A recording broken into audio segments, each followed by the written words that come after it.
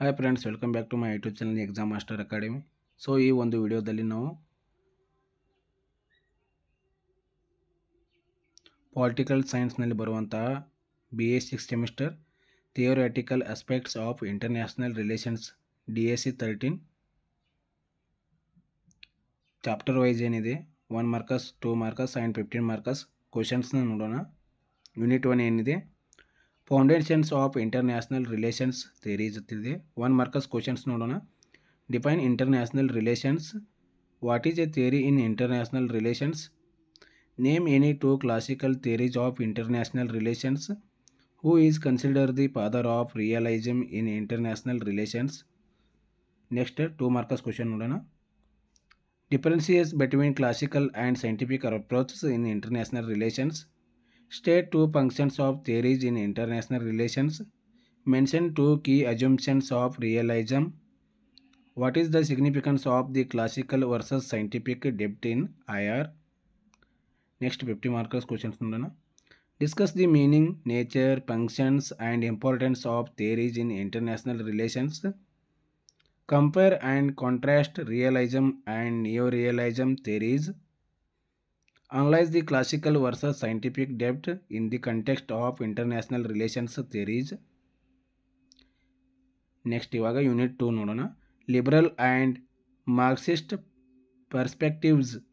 ಇವಾಗ 1 marks questions ನೋಡೋಣ. What is liberalism in international relations? Define neo liberalism. Who introduce the concept of game theory in IR? Who does the systems theory emphasize? Next 2 markers questions ನೋಡೋಣ. Differences between Marxist and neo-Marxist theories.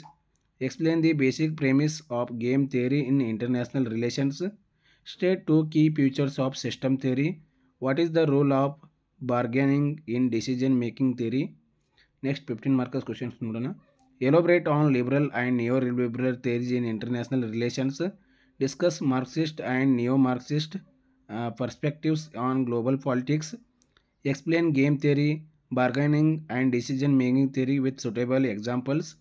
Analyze the meaning, nature and importance of system theory in international relations. Next unit 3 ನೋಡೋಣ. Alternative theories and cultural perspectives. 1 markers questions ನೋಡೋಣ. What is communication theory in IR? Define dependency theory. Who proposed the clash of civilizations theory? What is self-reliance theory? 2 markers questions ನೋಡೋಣ. Explain the core idea of the dependency theory. What are the main arguments of Samuel P. Huntington's clash of civilizations? Describe the significance of communication theory in IR. Differentiate between dependency and self-reliance theories. Next 15 markers questions. Discuss communication theory and its relevance in decision making process in IR. Analyze dependency and self-reliance theories in the context of developing nations. Critically examine Samuel P. Huntington's clash of civilizations theory and its implications. Next unit 4 ನೋಡೋಣ. Contemporary theories and future directions. 1 markers questions ನೋಡೋಣ. Define power cycle theory. What is feminist theory in international relations? What are the stages of theories building in IR? Mention 1 challenges facing the future of international relations. Next 2 markers questions ನೋಡೋಣ. Explain the main idea of power cycle theory. What does the feminist theory contribute to the study of IR?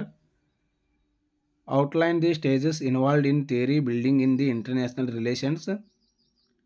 Next, identify 2 challenges for the further of international relations. ಇವಾಗ 15 markers questions ನೋಡೋಣ. Elaborate on power cycle theory and feminist theory, highlighting their contributions to IR. Discuss the stages of theory building in international relations. Analyze the future challenges and prospects of international relations as a discipline. So, ಇವು ಏನಿದೆ political science DSC 13 important chapter wise ಏನಿದೆ important 1 mark 2 mark and 15 marks questions ಇದೆ. So video ಇಷ್ಟವಾದರೆ like ಮಾಡಿ, subscribe ಮಾಡಿ, ಹಾಗೆ share ಮಾಡಿ. ಧನ್ಯವಾದಗಳು.